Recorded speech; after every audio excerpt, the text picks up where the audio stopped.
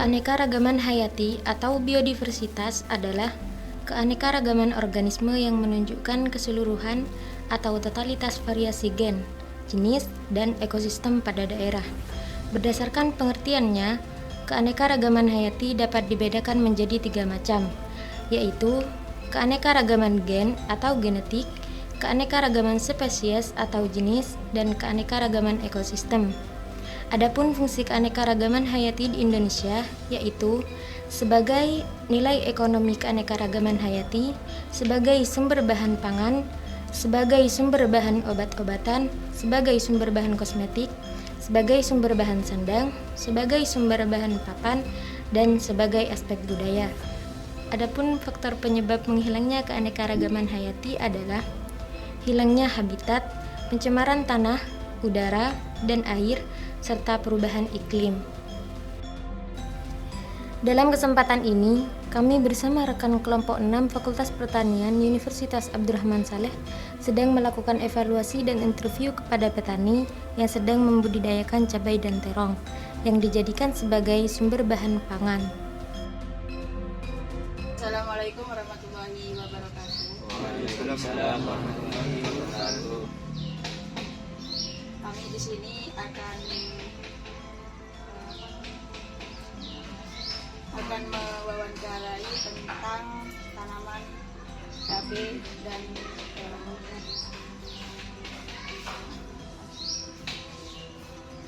Baik, perkenalkan nama saya Fandi. Nama saya Mimbaul Gofar.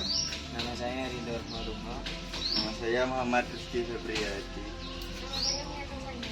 Nama saya Dendina Yang Febriana. Nama saya Faragina Putra Febriana. Saya dari Rasalina Mutiara.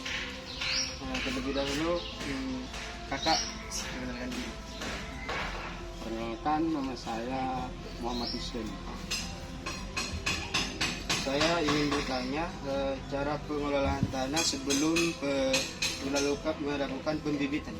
Lumayan. Nah, ya. Pertama-tama itu ngambil tanah, lalu diayak, dihaluskan. Terus campurannya itu tergantung kondisional tanahnya. Karena tanah semakin ke bawah semakin padat. Masalah campuran tergantung. Untuk pembibitannya ini Pak, pembibitannya ini membuat sendiri apa namanya? Apa beli? Maksudnya cetakannya. Iya. Kalau cetakan yang ini saya bikin sendiri. Kalau yang soil block itu beli seperti ini. Ini kan ada 2 cetakan. Yang ini namanya soil block. Yang satunya ada di tempat sebelah. Kalau ini beli. Kalau cetakan yang ini pakai cap-capan itu bikin sendiri. Paham sudah ini tentang cetakan? Nah, cara memilih bibitnya yang berkualitas itu bagaimana? Kalau masalah bibit yang baik, saya juga proses sendiri. Kalau untuk terong, karena terong ini mahal, saya beli pabrikan. Kalau bibit, kalau untuk cabai hijau, rawit hijau, saya tetap pakai yang asli, yang pabrikan. Nggak pernah pakai turunan gitu. Kalau untuk lombok merah, katanya orang sini lombok merah itu lombok biasa, rawit merah itu bisa proses sendiri. Dan ada juga yang beli di toko. Tuh. Dan itu bibitnya membeli atau sisa panen sebelumnya? Kayak panen itu baru dijemur. Ya itu namanya kan apa? Proses sendiri saya. Itu untuk cabai rawit merah. Kalau Berarti untuk hasil panen sendiri? iya. Kalau untuk rawit hijau saya beli toko sama terong.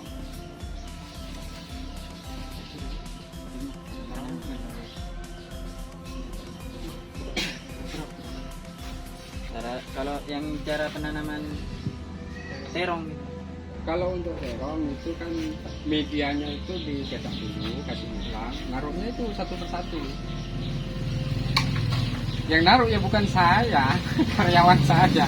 Ini yang cetak lain, terus yang naruh biji lain, yang pindahin apa namanya bibitnya ini kalau sudah jadi dipindahin sama tempatnya itu namanya ancak katanya orang sini itu.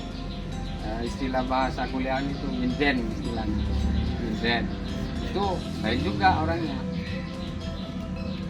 Jadi bisa untuk pembuatan media tanamnya, pengolahannya itu 3 orang. Yang naruh bibitnya itu bisa kalau satu petak ini bisa 2 orang. Kalau untuk yang ngancak terserah, kadang 4. Itu prosesnya. Nah, kegunaan stem yang halus ini Arang sekam. ya Kalau cetakan seperti ini nggak ada arang sekam, ini lengket sama ini, nggak bisa lengket. Makanya fungsinya arang sekam itu supaya tidak lengket dan supaya tanah itu tidak pecah-pecah. Jadi banyak fungsi ini arang sekam. Karena tentunya adik-adik ini paham fungsi dari arang sekam. Selain itu agar tanah tidak pecah, kan ada kandungan karbohidrat, karbo apa itu? Karbohidratnya. Untuk perawatan bibitnya Pak? Untuk perawatan bibit ya biasa seperti biasa. Cuma kalau ada seperti ini, contohnya ini kan kurang hangat. Istilahnya orang sini kan butuh fungi, Butuh matahari gitu.